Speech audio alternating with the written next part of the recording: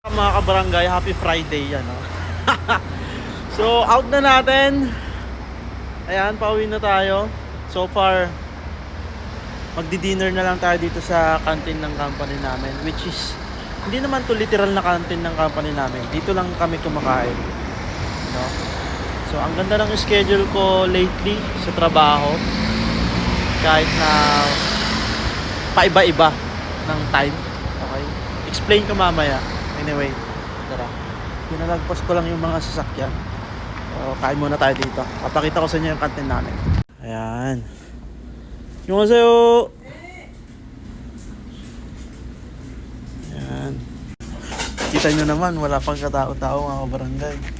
So kami pa lang ng tropa, yung ano ko, ng tropa, yung katrabaho. Yung Bangladesh na katrabaho ko. Yong! Anyong! Katrabaho natin. So, yung may-ari sa Monim. Ayan. YouTube. Ayan. Oh, bibimbap. Bibimbap, no? Bibimbap yung ulam mga kabarangay.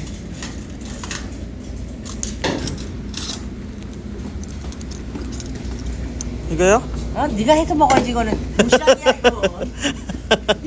Kinukuha ko yung ginawa ni Samonim. Ito kayo, 없어요. 그냥 저렇게 먹어. Oh. 이쁘지? Ipuchi, 감사합니다. Ayan ang ating ulam mga barangay. Bibimbap. Actually, hindi ko naman talaga paborito to eh. So, na-timingan naman natin na ito yung ulam natin dito sa canteen. So, wala na. Tara, kain na lang tayo. Let's go. Alam nyo mga kabarangay, ang pagkain ng bibimbap ay minimix yan. Halo-halo yan. So kanina, nung nagsasandok ako, binigyan ako ni Samonim ng 2 egg. Pero kumuha ulit ako ng egg na minimix natin dito. Paborito natin itong egg. Okay? Yan. Luluglugin mo lang siya.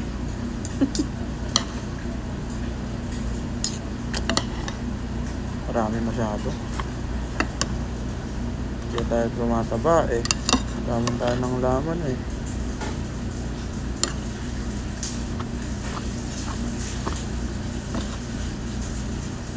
Biruin nyo guys, no? Pag hindi kayo diet, iyo, uubusin mo talaga tong isang mangkok na malaki na to. I-mix mo siya para kumalat yung lasa niya. Kasi may rice na rin to guys. Ayan, iba't ibang gulay. Ayan. Isa sa mga Korean food. Bibimbap. Tapos, ito lang. Laman tayo ng ganito.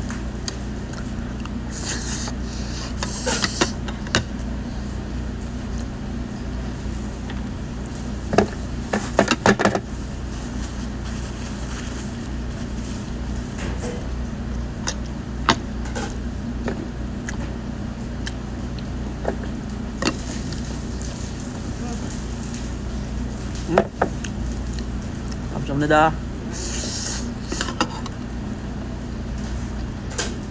Binigyan pa akong sabaw.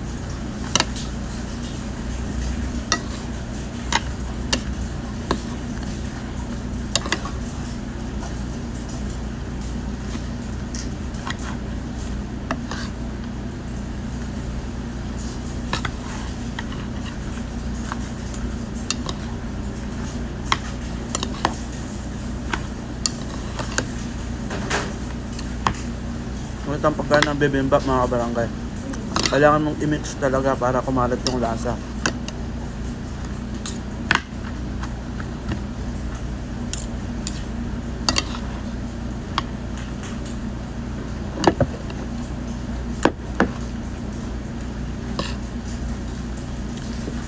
dinner ko na to. So 4 PM pa lang.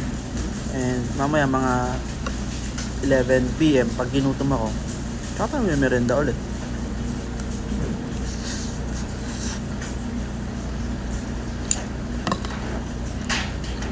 Anyway,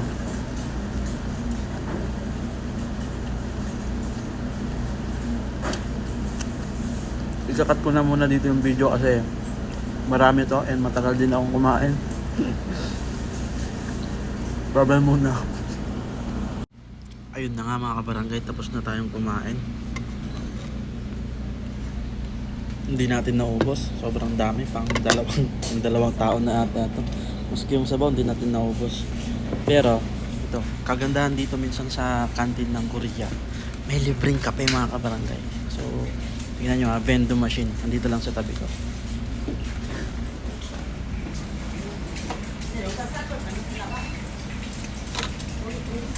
Ba? May libreng kape.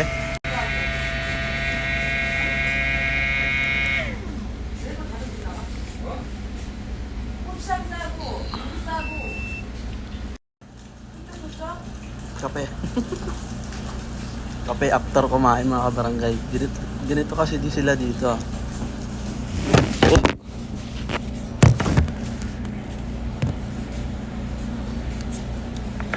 Ganyan din yung routine ng ibang Korean. After kumain, kape.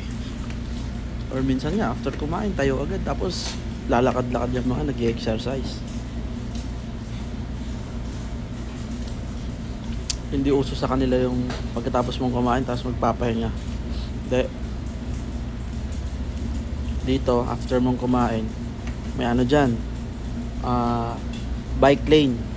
Banda-banda dyan sa likod ng company namin. Doon sila, maraming naglalakad doon, ganyan. Tuwing tanghali. Kasi ngayon hapon na, so 30 minutes break lang naman paghapon. So balik trabaho agad. Pero ako, out na ako nyan after kong kumain. After kong magkape, uwian na. Ayun na nga, makwento ko mga kabarangay. Bakit nagugustuhan ko yung schedule ko lately? Kasi pag pang umaga ako, ang schedule ko is papasok ako ng 7:30 to 3:30, no? At pag panggabi naman, papasok ako ng 3:30 ng hapon, mag-out ako ng 12 PM. Ay 12 AM, daling araw. Pwede na, mas ang haba ng pahinga ko, no? Tapos hindi ka pa puyat-puyat niyan. Kasi 'di ba mag-out ka ng 12 kaysa naman sa pumasok ka ng sabihin na natin ng 8:30. Kasi last time. Yan na nga mga kabarangay, naputol yung usapan natin kanina. Biglang tumawag yung girlfriend ko eh. So shout out sa girlfriend ko, kay Christy. Okay. Shout out, mahal. Congrats. Good luck sa photoshoot and graduation mo. Okay. Ayun. So tuloy natin yung pintuan natin. Ayun na nga. Kasi last time may mga overtime ako. Overtime kami. 8:30 to 8:30, 8:30 AM to 8:30 PM. So may overtime kaming 2.5 hours and medyo humina yung company namin kasi nga lilipat ng province sa Chonan. And at the same time, naiba rin yung schedule ko, kasama ako doon. Ang pasok ko is 7:30 AM to 3:30 PM pag pang umaga ako. At pang panggabi ako 3:30 PM to 12 AM ang out. Okay? So, mahaba yung pahinga ko. At the same time, hindi ka puyat magdamag, 'di ba?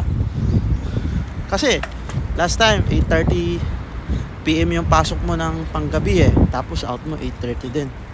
'Di ba? Okay na ako sa bagong schedule ko ngayon. Nagagawa ko pa yung iba kong gustong gawin. Hindi ako gipit sa oras, 'di ba? So ayan. Share ko lang mga kabarangay. Thank you for watching.